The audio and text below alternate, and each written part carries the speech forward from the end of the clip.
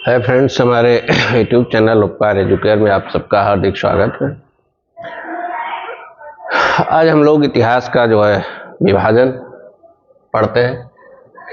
देखिए, इतिहास को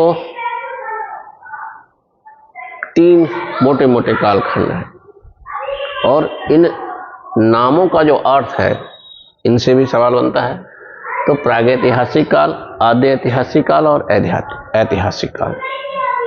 प्रागैतिहासिक काल को ही एक्चुअली पाषाण काल भी कहते हैं।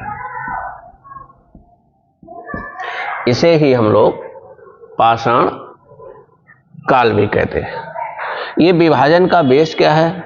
चलिए, इसके विभाजन का बेस ये है कि इस समय हमें कोई लिखित साक्ष्य नहीं मिले, कोई भी नो रिटन एविडेंस फाउंड, कोई लिखित साक्ष्य नहीं मिले। ठीक, फिर हमें इस समय कालखंड के बारे में जो इंफॉर्मेशन मिली वो कैसे मिली? वो मिली पत्थर के उपकरणों द्वारा। पत्थर के उपकरणों द्वारा, चाहे वो शिकार के लिए प्रयुक्त हो या पोटली के रूप में रहे हो, पत्थर के जो उपकरण थे उनके द्वारा हमें मिला। इसे हम लोग प्री हिस्ट्री कहते हैं, अंग्रेजी में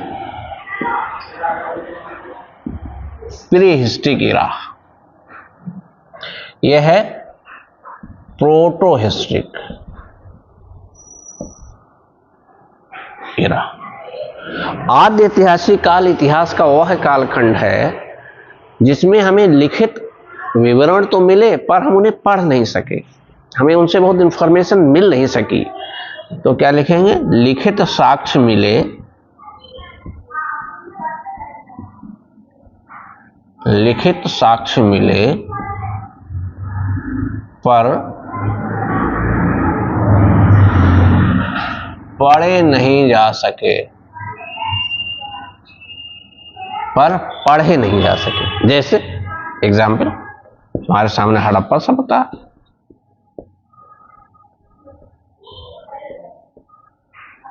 हड़प्पा सभ्यता पूछा भी जाता है हड़प्पा सभ्यता को किस कोट में रखा जा सकता है? प्रागैतिहासिक, आद्य ऐतिहासिक, ऐतिहासिक। तो लोग रट तो लेते हैं लूसेंट आदि गाइडों से, और कभी कभी सही भी कर लेते हैं, कभी ज़्यादातर गलत भी कर लेते हैं, लेकिन बिल्कुल सिस्टमेटिक तरीके से ये रीजन है। आद्य ऐतिहासिक में क्यों रखा गया है? क्योंकि आद्य ऐतिहासिक की डेफिनेशन ही यही है, कॉन्सेप्ट ही यही है कि लिखित साक्ष्य मिले पर पढ़ नहीं सके। ऐतिहासिक काल क्या है? लिखित साक्ष्य मिले, लिखित विवरण मिले हमें, और उनका उपयोग भी हमने किया, उनका उपयोग भी किया। अब इसमें क्या क्या चीजें आ सकती हैं? इसमें हमारे धार्मिक ग्रंथ भी आ सकते हैं, हमारे साहित्यिक ग्रंथ भी आ सकते हैं, विदेशियों के विवरण भी आ सकते हैं। तो फिर हम वहाँ पे और थोड़ा सा क्लासिफाइड होकर के पढ़ेंगे। इसमें जो है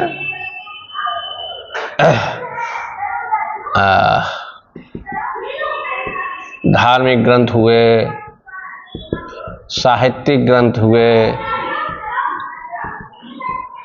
ठीक, धार्मिक ग्रंथ में वेद, पुराण आदि आदि हुए। साहित्यिक ग्रंथों में जैसे कालिदास की रचनाएं हैं, पाणिनि की रचनाएं हैं, क्षेमेंद्र की हैं। सवाल भी खूब आता है, इंपॉर्टेंट है, इसको हम लोग डिटेल में देखेंगे। और सबसे ज़्यादा जो है जानकारी हम लोगों को मिली विदेशी ट्रेवलर्स जो आए, विदेशियों के विवरण द्वारा। जो फॉरेन ट्रेवलर्स आए समय समय पे, उनसे हमें सबसे ज़्यादा भारतीय इतिहास के बारे में जानकारी मिलती है।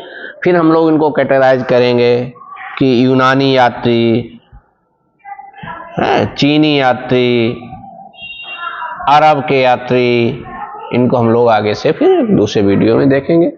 सवाल खूब आता है, पहले तो दिमाग में बैठाइए।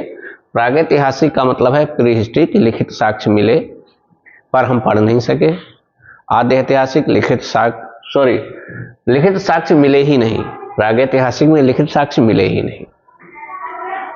उस समय की जानकारी हमें पत्थर के उपकरणों से मिली। आदि ऐतिहासिक में लिखित साक्ष्य तो मिले पर पढ़े नहीं जा सके, और ऐतिहासिक में मिले भी, हमने पढ़ा भी, उनका यूटिलाइजेशन भी किया।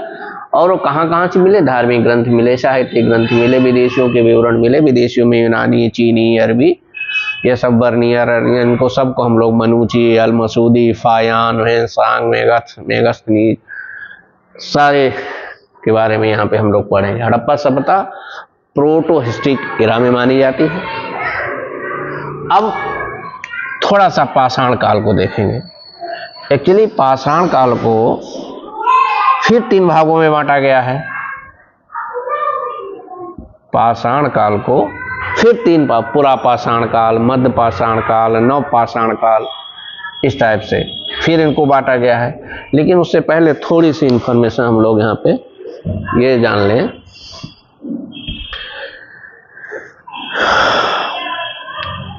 जो मनुष्य की कहानी है वो 10 लाख वर्ष से प्रारंभ होती है, लेकिन जो होमो सेपियंस की कहानी है वो 3000 साल पुरानी है। 3000 साल पुरानी है।